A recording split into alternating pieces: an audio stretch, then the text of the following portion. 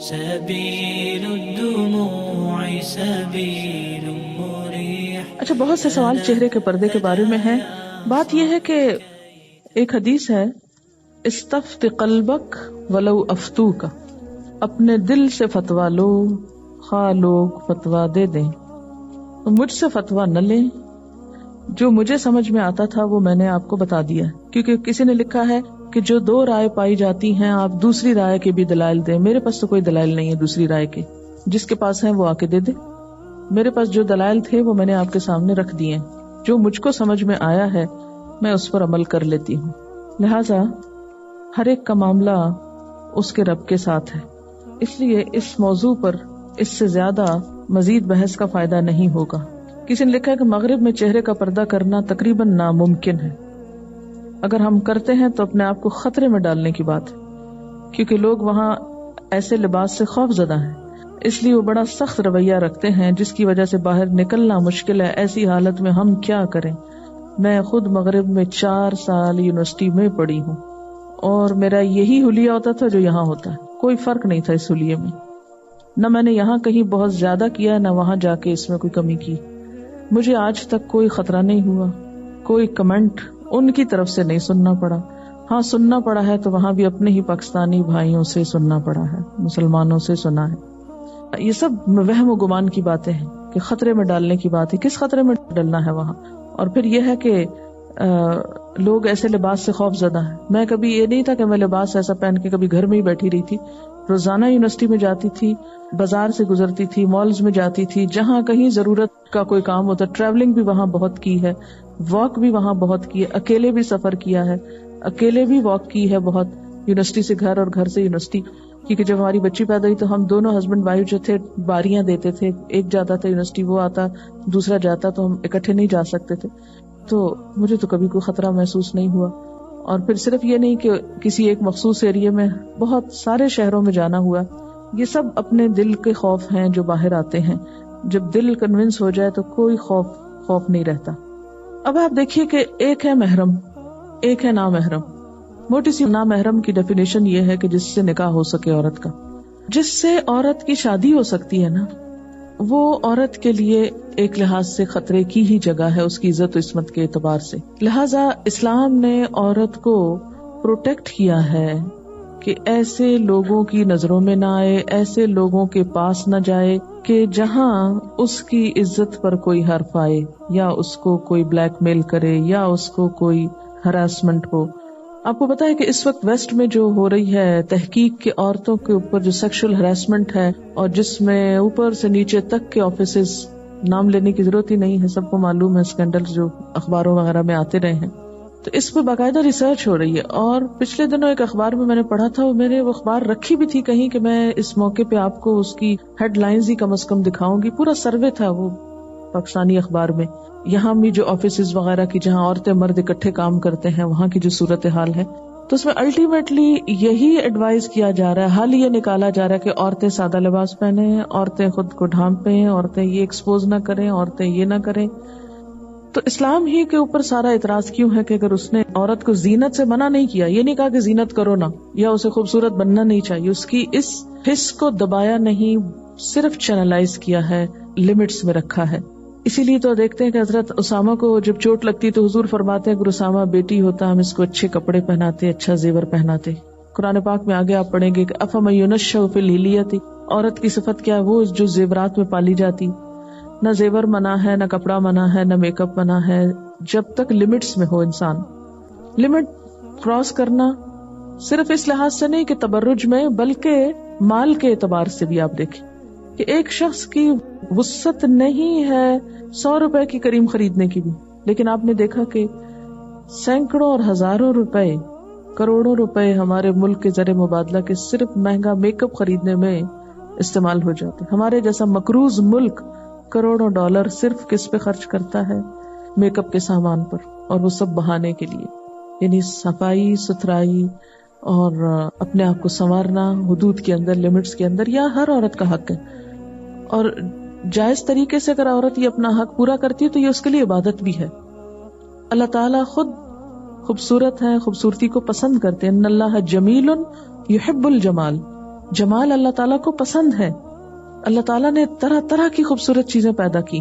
خوبصورتی اختیار کرنا منع نہیں, لیکن ایسی خوبصورتی جو انسان کو فتنے میں مبتلا کرے اور معاشرے کے اندر بے چینی پیدا کرے, اسلام اس چیز کا قائل نہیں. آپ دیکھیے کہ کسی بھی چیز پہ پابندی کیوں لگائی گئی ہے. میں نے آپ کو ایک دفعہ بتایا تھا مقاصد شریعہ.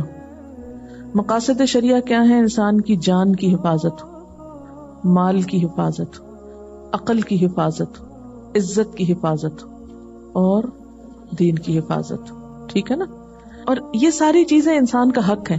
زندہ رہنا بھی حق ہے, عزت بھی انسان کا حق ہے, اسی طرح دین بھی حق ہے, ایسے ہی مال بھی انسان کی ضرورت ہے. اور یہ سب کچھ انسان کے پاس ہونا چاہیے. کوئی ایسی چیز جو اس سے یہ حق چھینے, اسلام اس کو روکتا نہیں, یہ نہیں کرو. اسی لیے چوری کو حرام کیا, ڈاکے کو حرام کیا, زنا کو حرام کیا, شراب کو حرام کیا, تبرج کو حرام کیا کہ عورت اپنی زیب و زینت ظاہر کرے. کیوں؟ اس لیے کہ اس میں کیا کیا نقصان ہے. مثلاً آپ دیکھیں کہ دین کا نقصان ہے. اللہ تعالیٰ نے منع کیا اور ایک عورت وہ کرتی ہے تو دین کا نقصان ہے, آخرت میں پوچھی جائے گی. مال کا نقصان ہے, جتنا اوپر لگانے کے لیے پیسہ ضائع ہو رہا ہے اتنا اندر کھانے کے لیے بھی استعمال کر لیں تو سکن بہت اچھی ہو جائے گی اگر پراپر بیلنس ڈائٹ ہوگی. تو اس کی طرف ہماری کتنے فیصد کی توجہ ہے کہ ہماری بچیاں پراپر ڈائٹ لیں. وہ تو ڈائٹنگ کرنی ہے, اس لیے وہ تو ویسے ہی منع ہے. پراپر کھانے کا طریقہ کیا ہے ہمیں نہیں معلوم. صحت مند رہنے کے راز اصول کیا وہ ہم کو نہیں معلوم. علم ہے ہمارے پاس یا نہیں اس کی کوئی ہمیں پرواہ نہیں. لیکن دوسری طرف صرف ظاہری چکا چوند, صرف ظاہری طور پر شخصیت کو سنوارنے کے لیے ہزاروں لاکھوں روپے بھی صرف کر کے ہمیں چین نہیں آتا اور ایک کے بعد ایک چیز آزماتے رہتے ہیں. اب آپ دیکھیے کہ مال کا کتنا ضیاع ہے. کیا یہ اسراف میں نہیں آتا؟ ایک ایک اینٹی ایجنگ کریم جو ہے کتنے کتنے ڈالر کی. میری ایک اسٹوڈنٹ تھی تو اس کی بہن وہاں کسی اسٹور میں کام کری, اور وہ اسٹور بھی اس کا ہی ہے, میک اپ وغیرہ کی چیزوں. اس کی کمپنیز کے ساتھ بھی ڈیل رہتی ہے تو باقاعدہ سروے کرتے رہتے ہیں کمپنیز والے کہ لوگوں کا ٹرینڈ کیا ہے, کیا اور پیش کیا جائے, لوگ کس چیز پہ جاتے ہیں. کہتے کہ بعض اوقات بالکل چیپ سی چیزیں ہوتی ہیں لیکن مہنگی سے مہنگی کر کے بیچتے ہیں اور بڑی بڑی اشتہار ساتھ لگاتے ہیں تاکہ لوگوں کو ٹریپ کیا جائے, حالانکہ اثر اس کا کوئی خاص نہیں ہوتا. پھر ایک کمپٹیشن چل پڑا, اور کل بھی جیسے بات ہو رہی تھی کہ عورت کے ذہانت, قابلیت, لیاقت, اس کے اخلاق, اس کے دین, اس کے خاندان, کسی چیز کی کوئی ویلیو نہیں رہی. صرف اگر ایک ویلیوبل چیز رہ گئی تو وہ حسن رہ گیا, یا حسن کو مزید نکھارنے کا جس کو زیادہ طریقہ آتا ہو. اور اس سب سے عورت ٹھیک ہے شوہر کے لیے جائز ہے, لیکن شوہر کے لیے بھی وہ کیا بن گئی ہے, گڑیا بن گئی بس. یعنی چاہے شوہر کے لیے بھی ہو تو اس کی بھی ایک لمٹس ہیں کہ عورت کا کام صرف سجنا بننا اور دوسرے کے لیے بس ایک خوبصورت پیس, شو پیس بن کے رہ جائے. اس سے آگے وہ کوئی چیز نہیں ہے, اس کی کوئی ذمہ داریاں نہیں ہیں, اس کو کچھ اور نہیں کرنا, اس کے اندر کوئی روح نہیں ہے, کوئی عقل نہیں ہے, کوئی. صرف حجاب کے مسئلے کو محض حجاب کے ساتھ مت ریلیٹ کیجئے کہ یہ جو حجاب ہے اور پابندی ہے اور عورتوں کو بند کر دیا گیا اور بالکل وہ باہر نہیں نکل سکتی اور وٹامن ڈی سے محروم رہے, دھوپ شوپ نہ لگے ان کو, اور یہ نہیں ہے. بات یہ ہے کہ وائی حجاب کیوں, اور اگر نہیں تو کیوں, وجہ کیا ہے. تو پورے دین کے اس میں رکھ کے دیکھیے کہ یہ ایک حصہ ہے اور مسلمان عورت کی پہچان ہے. آپ نے آخری آیت میں کیا پڑھا؟ ذالک ادنی ان یعرفن, کہ ایسے لباس میں مسلمان ہو رہا تو دور سے پہچانی جائے وہ مسلمان جا رہی ہے. حجاب اور مسلمان عورت لازم و ملزوم ہے, اس کے بغیر اس کا تصور ہی نہیں. یعنی عورت کے اسلام کا تصور کس کے ساتھ ہے؟ اس کے ڈریس کے ساتھ ہے. اس کا یہ مطلب نہیں کہ صرف ڈریس آپ پہن لیں اور باقی اندر سے کالے رہیں, نہیں, اندر کو بھی صاف کرنے کی ضرورت ہے کیونکہ وہ تو مقصود ہے, لیکن جتنا وہ اندر ضروری اتنا باہر یہ بھی ضروری. مثلاً ایک آپ بہترین قسم کا کھانا کھا رہے ہیں لیکن جس برتن میں کھا رہے ہیں وہ باہر سے میلا ہے تو آپ نہیں کھا سکتے کھانا.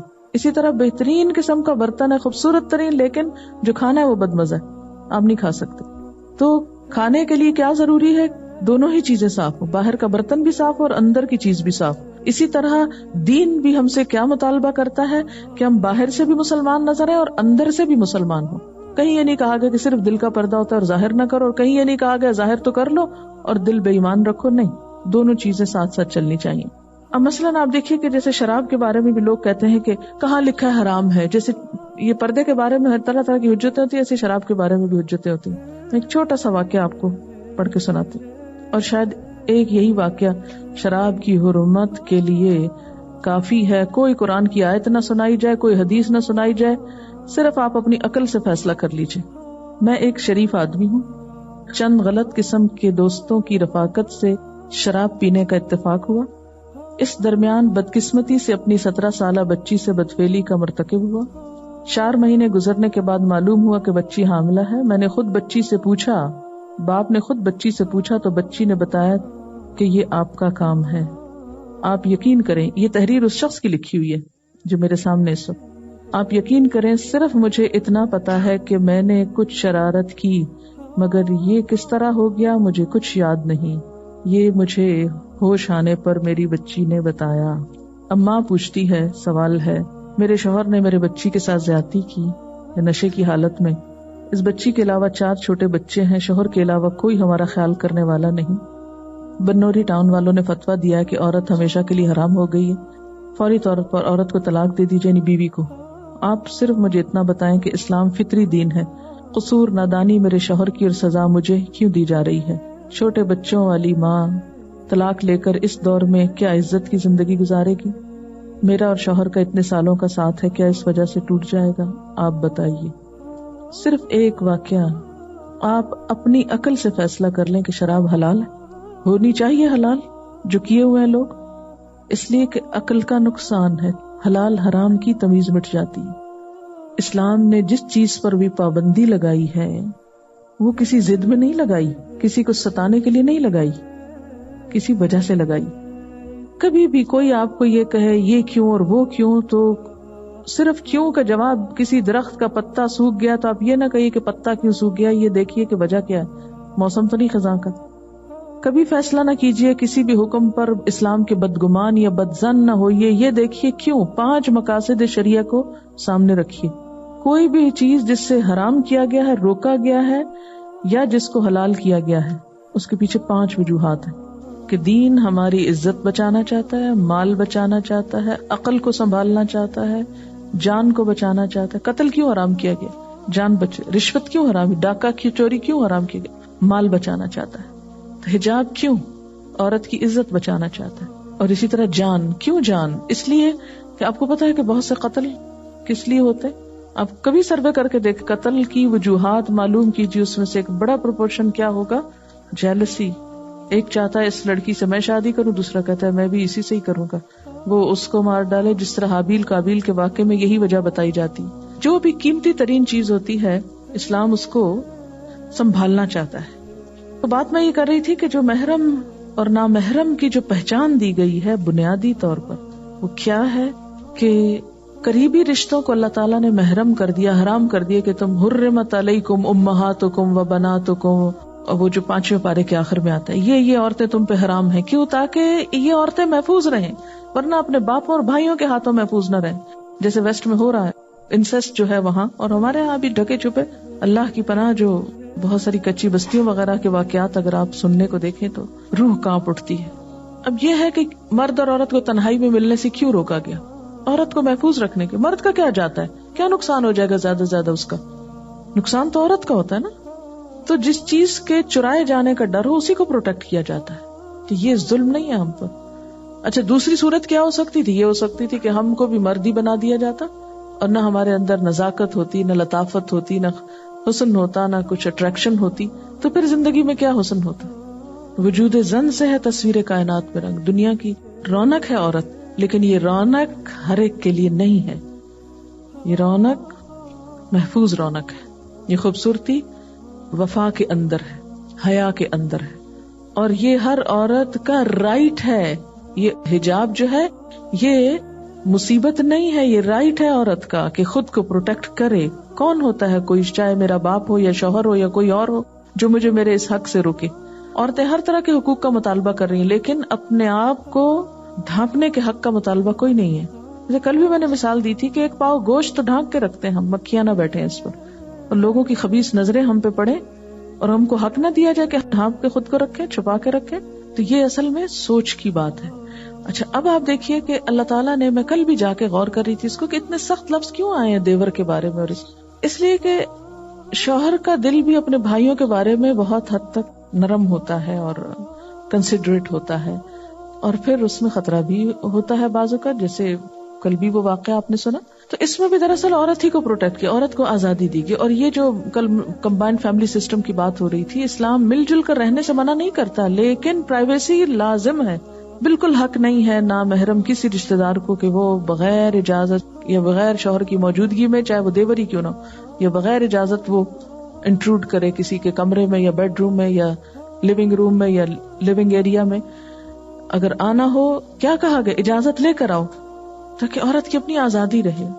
اور اگر عورت نکلتی ہے تو ان لمٹس کے ساتھ نکلے تاکہ نہ ستائی جائیں، اپنا آرام سے آسانی سے کام کر لیں اور وہ ایسے جھمیلوں میں نہ پڑیں.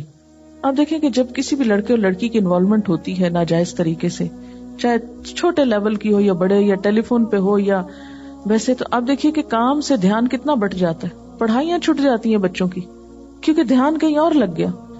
گھروں میں پھر فساد شروع ہو گئے، ماں اپنے بھتیجے کے ساتھ بھی آنا چاہتی، وہ اس کے ساتھ بھی آنا چاہتا ہے.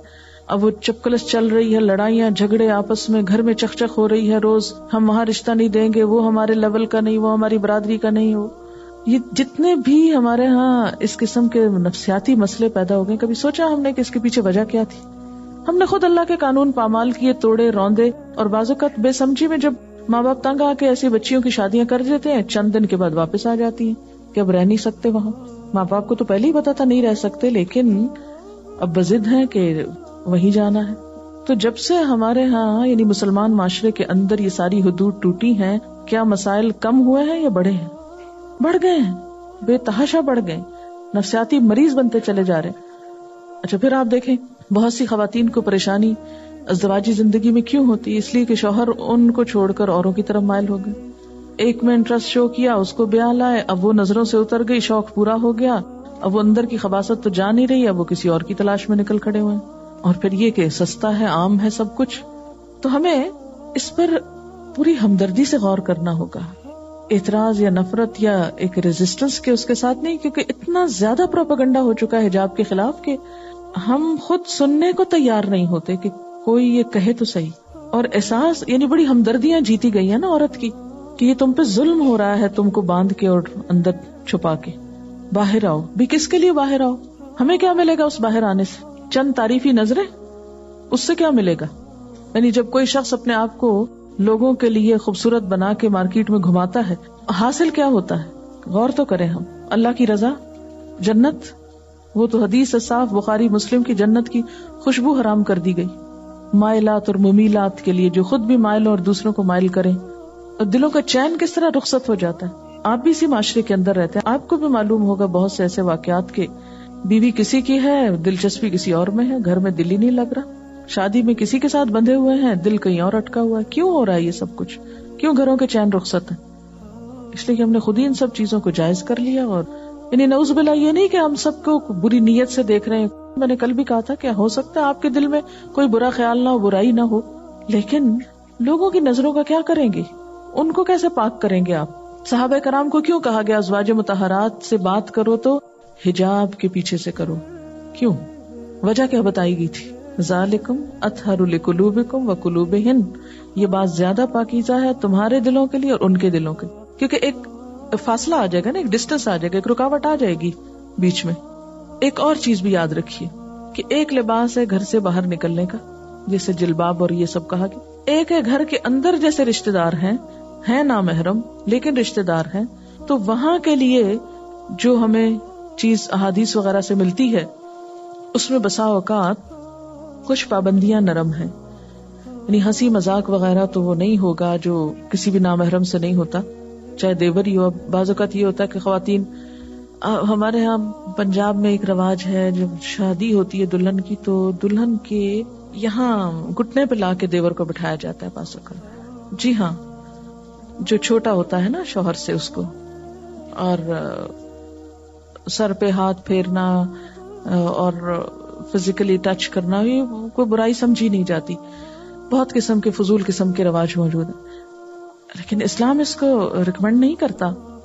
اب آپ دیکھیں کہ بعض اوقات ایسی مجبوریاں بھی ہوتی ہیں کہ جیسے ساس فوت ہو گئی، بہو کو دیوروں کو بھی دیکھنا پڑ رہا ہے، جوان ہو رہے ہیں بچے، یہ سب کچھ پالنے پڑتے ہیں. بعض اوقات بہت چھوٹے بچے ہوتے ہیں، ان کو بچوں کی طرح ان کو براٹ اپ کیا جاتا ہے.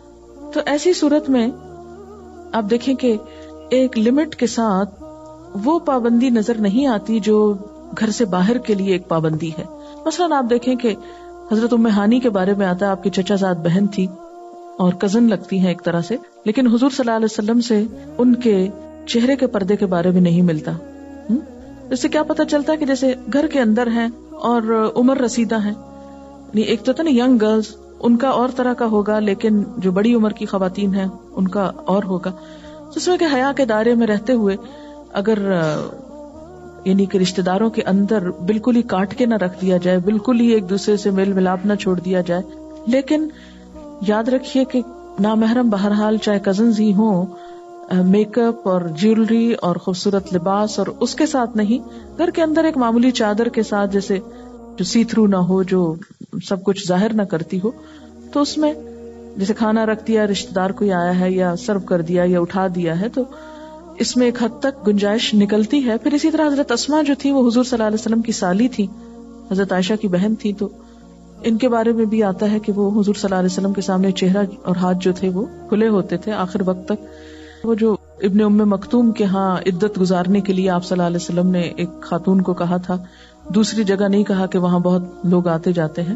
تو یوں معلوم ہوتا ہے کہ جیسے گھر کے اندر کے جو نامحرم ہیں ان سے نسبتاً پابندی ہے تو صحیح، یہ نہیں کہا کہ ان کے سامنے زیرت کا اظہار کرو، لیکن وہ جو بالکل غیر اجنبی باہر کے لوگ ہیں ان کے مقابلے میں نسبتاً نرم. یہ جیسے گھر میں اگر نوکر مرد کام کر رہے ہیں تو بالکل آپ برقع پہن کے تو ان کے ساتھ کچن میں نہیں جائیں گے، لیکن یہ بھی نہیں کریں گے کہ گلے میں دوپٹہ ڈال کے جائیں.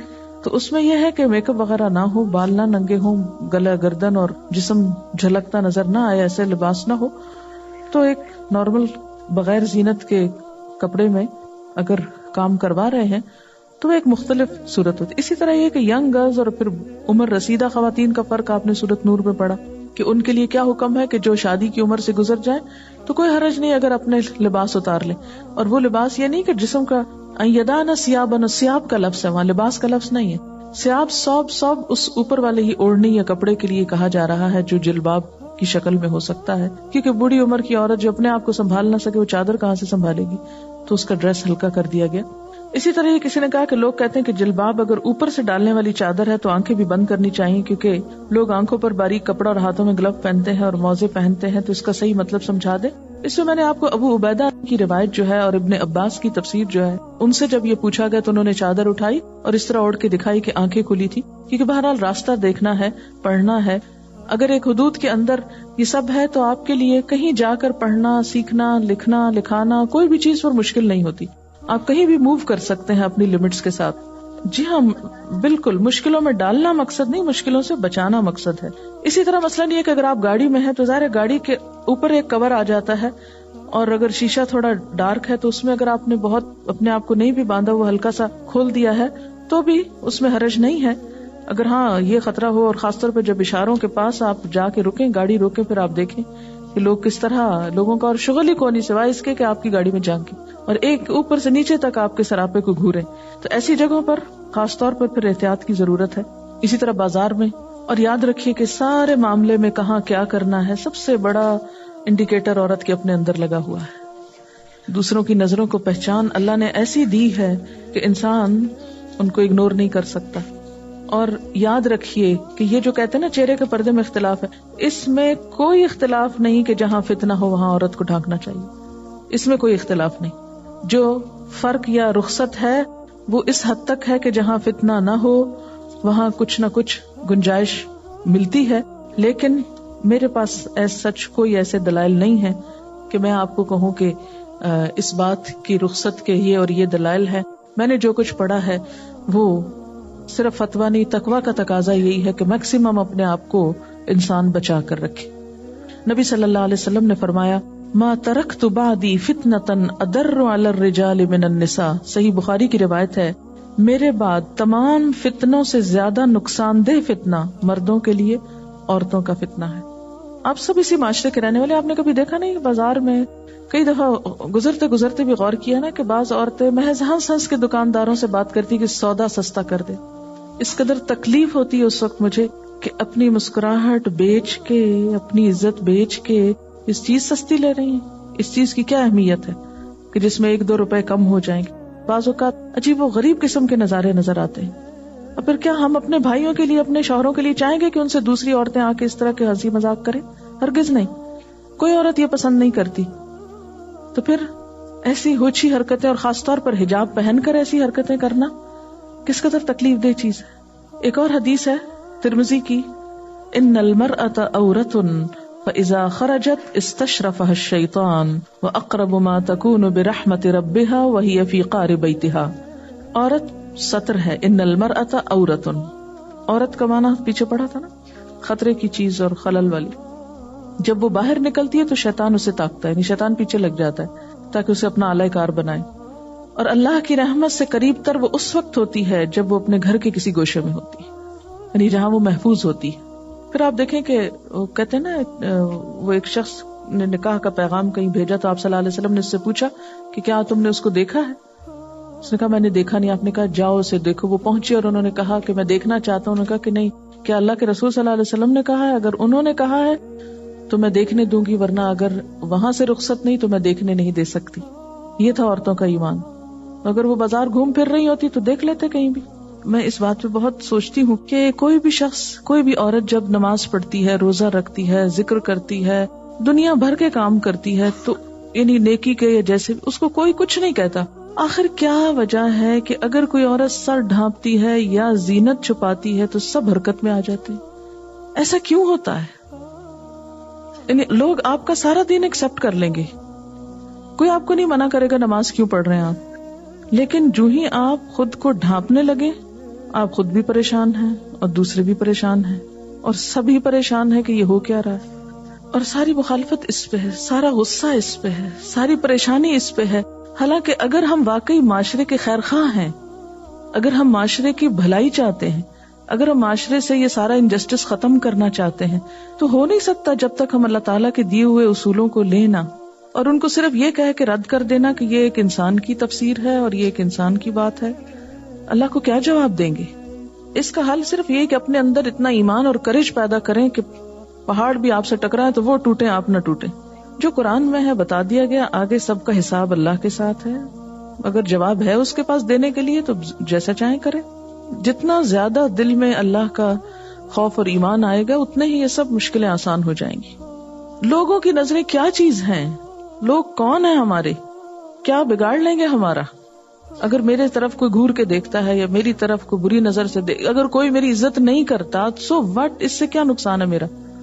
ساری دنیا بھی مخالف ہو جائے میری تو میرا کیا بگڑتا ہے؟ کچھ بگڑتا ہے؟ کیا لکھا ہوا ہے اس سورۃ یاسین کے شخص کے واقعے میں؟ یا لیت قومی یعلمون بما غفر لی ربی وجعلنی من المکرمین.